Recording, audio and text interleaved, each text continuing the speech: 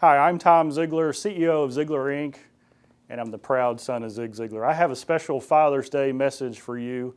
I'm a father, and my father, he went home to be with the Lord on November 28th. And I know there are so many of you, kids and fathers, and all of us have lost someone we love. But Father's Day is a day to celebrate. So I thought I would just give you a Father's Day message that I learned from Dad, that he taught me throughout his life, that you can share. And if you have a father, somebody you want to share it to, I encourage you to do that. We are in the lobbies of our Zig Ziglar headquarters right here in Plano, Texas, and right over my shoulder here is Dad. And one of the cool things is that Dad's legacy, everything that he poured into me and our family follows us around, and that is an incredible blessing. And I thought I would share the first time that I ever had an opportunity to speak. I was, 16, 17 years old.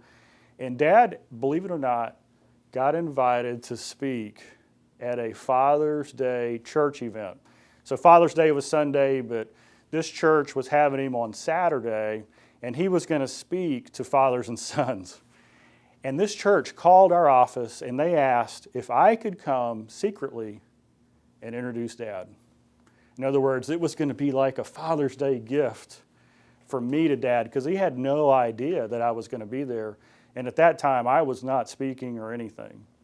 And so what they did is they said, Tom, be here at 9:30 in the morning, hide in the wings, we'll keep you separate. And when we get up to introduce your dad, we're going to ask a special guest to come introduce your dad, and I can do that. So I studied for that. I prepared for it. It was a short speech. It was like 2 minutes, but I wrote it all down because I wanted it to be just right. And here's what I said. I said, I'm Tom Ziglar, and I want to tell you that there are 3 reasons that I love my dad. Number 1, he loves the Lord. Number 2, he loves my mom. And number 3, and the 3 is the big one, it's hard to explain, but he's humble. I could see all these accolades given to him, but they didn't faze him.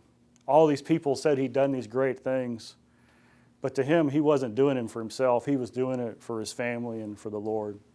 You see, loving the Lord, putting that first, put everything in perspective. And being young, I kind of understood that, but I was immature in my walk at that time. But number 2, he loved Mom. That I could see. You see, I never had to worry because I knew that their relationship was tight. And so as I grew and as this message became more and more as my life, and I started working here at the company, and I'm going to give you a little tour, I just want to share with you Dad's background and all the people. If you come into our company, you'll see right here, this is called the Wall of Gratitude. All of these people here are people that Dad said impacted him and changed his life. He said that he would not be the Zig Ziglar people knew if it hadn't been for these. If you look up at the top left, that's my grandmother. Next to her is my mom, and then there's my sister. Then there's Sister Jessie. She's the African-American lady who led Dad to the Lord. And all through here, there are business people and teachers and coaches and mentors and authors and his best friend for many years. All of these people spoke into Dad and helped him become the man who he became. And I'm a son. And last year, I lost Dad. Our family, he went home. January comes along, and it's cold outside in Dallas. And it's snowing. I go to put on my coat, my boots, because in Dallas, when it snows, the drivers are crazy. If you've ever been in Dallas in bad weather, you know what I'm talking about. I wanted to be prepared. So I put my coat on, and when I went into my pockets, there were these gloves there. And since it was cold and it was snowing, I put these gloves on.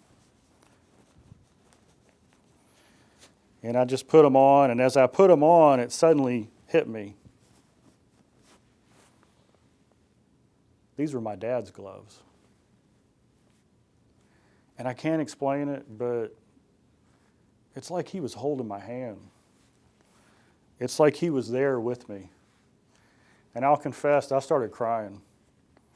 And if you talk to people at the office that day, they'll verify that I was crying, because I cried all day.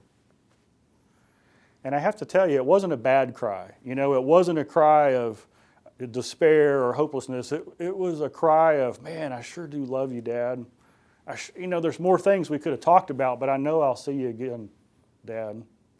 And I know so many of you are going through that because you've lost your dad. But those of you who have your dad, man, hold their hand. Hold your dad's hand. Because I started thinking about this.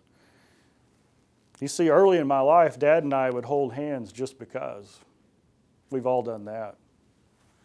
And then as I got older and I started watching how Dad acted around our family, whenever we had a gathering, probably a Father's Day gathering as a matter of fact, but it didn't matter. It could have been Thanksgiving, it could have been Easter or Christmas, a birthday. Dad would just sit in his command chair, and dads, we're good at this, especially if we're kind of the king of the house. We sit in our command chair, and Dad would sit there, and when my mom or my sisters would come back in the room after being gone a while, Dad would just hold his hands out like this. He'd just hold them out. And my mom would come and put her hand in his. Or my sister would come and put her hand in his. And then I started reflecting, and I've got a picture on my wall sent to me by a good friend, Andy Andrews, and it's a picture of Dad and I walking away from the camera, and we're holding hands. And this was only taken a few years ago. And in this picture, it's very poignant because, you see, I'm holding his hand so that we will both be steadier, so that we'll both have more stability. You see, when I say we both would be steadier, it's because he needed my help walking, and I needed to hold his hand a little longer. But I started getting into this whole idea of holding hands. And if you look back at this wall of gratitude that we just went over, there's one picture you won't see up there. On this wall of gratitude here, there is no picture of my father's father. You see, Dad's dad died when he was 5 years old. Later on, I would ask Dad, I'd say, Dad, what was your father like? And he said, I have no memory of my father. None. And it just hit me. How could my father become the father that he became without an earthly father as a role model? How did he become the person that I held hands to, that I called for my questions, that my sisters gravitated to, that my mom just held Dad's hand? And here's where the hope comes in, because I don't know your situation. I don't know your background. You may have lost your father early. You may have come from a broken home. In fact, I was telling a story similar to this at a meeting, and a man came up to me and he said, Tom, he said, I wish I had your story. I never knew my father like you did. In fact, my father was abusive. Will it ever change? Well, here's my story of hope. You see, at one point, Dad made a decision. He decided that he wanted to have good family relationships. He wanted to be the kind of father and the kind of husband, the best that he could be. And when he made that decision, he decided to put life-changing information into his mind.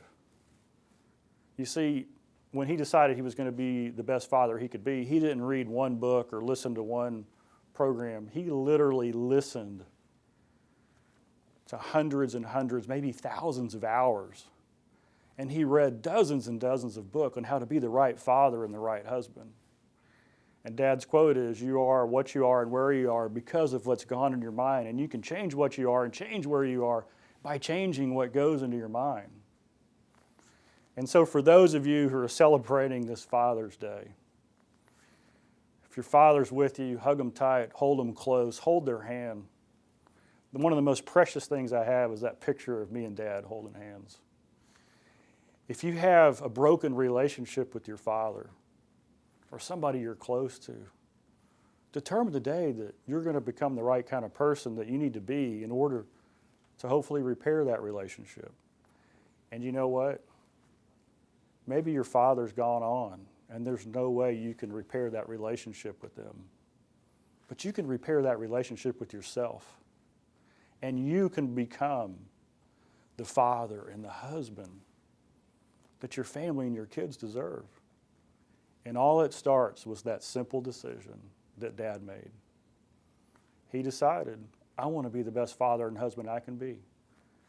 And then he put into his mind the things that would allow him to become that. Hundreds of hours of listening and reading information from God's Word and many other books on how to be that father. This is my Father's Day message of hope. I'm Tom Ziglar. I'm the proud son of Zig Ziglar. Pass this on, share it, and I hope it's blessed you today.